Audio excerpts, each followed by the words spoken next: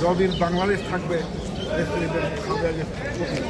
শ্রদ্ধা জানাবার মানুষের অভাব হবে না। কারণ দেশটিতে বেগম খালেদা জিয়া যেভাবে মাতৃস্নেহে বাংলাদেশকে লালন করেছেন, আমাদেরকে লালন করেছেন, তার এই ত্যাগ, সংসার ত্যাগ করেছেন, স্বামী হারিয়েছেন, হারিয়েছেন, বড় দেশের বাইরে ছিলেন। অতএব তার যে অবদান দেশ গঠনে, দেশের মানুষের জন্য, দেশের জন্য তার যে প্রাণ, এই শ্রদ্ধাই ভালোবাসা সারা জীবনে তার 10 দিনের বিষয় না। আমরা যতদিন বেশি থাকবো খালেদা জিয়ার বাজার দিয়ে রক্ত, বাংলাদেশের জনগণ বাজার দিয়ে রক্ত।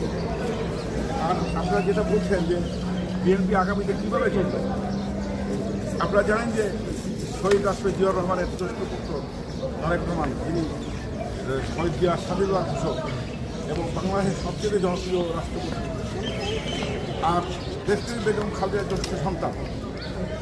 বাংলাদেশের জনগণের যেভাবে খালেদা জিয়া এবং জিয়াউর রহমানকে ভালোবাসতেন, তারেক রহমানকেও বাংলাদেশের জনগণ সেভাবে ভালোবাসতেন।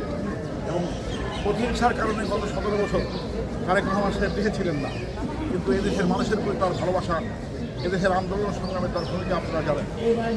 আমি বিশ্বাস করি যে খালেদা জিয়া এবং খালেদা জিয়া শহীদ জিয়ার আদর্শকে অনুসরণ করে, খালেদা জিয়ার আদর্শকে তারেক রহমান অবশ্যই এগিয়ে যাবেন। বাংলাদেশের জনগণ তার পাশে থাকবে, আমরাও তার পাশে থাকবো।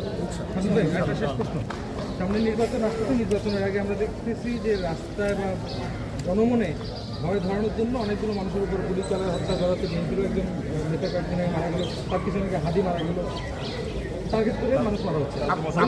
আপনারা জানেন যে আসলে এই শেখ হাসিনার অধীনে যে নির্বাচনগুলো হয়েছে, দিনে কারচুপি হয়েছে, রাতে কারচুপি হয়েছে, ফেলোর চিন্তা হয়েছে, আগে ফল ঘোষণা করে দেওয়া হয়েছে এবং বিনা প্রতিদ্বন্দ্বিতায়।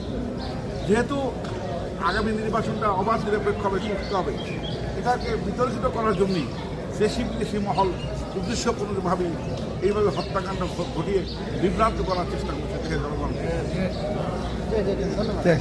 দোয়া করবেন সবাই, ঠিক আছে।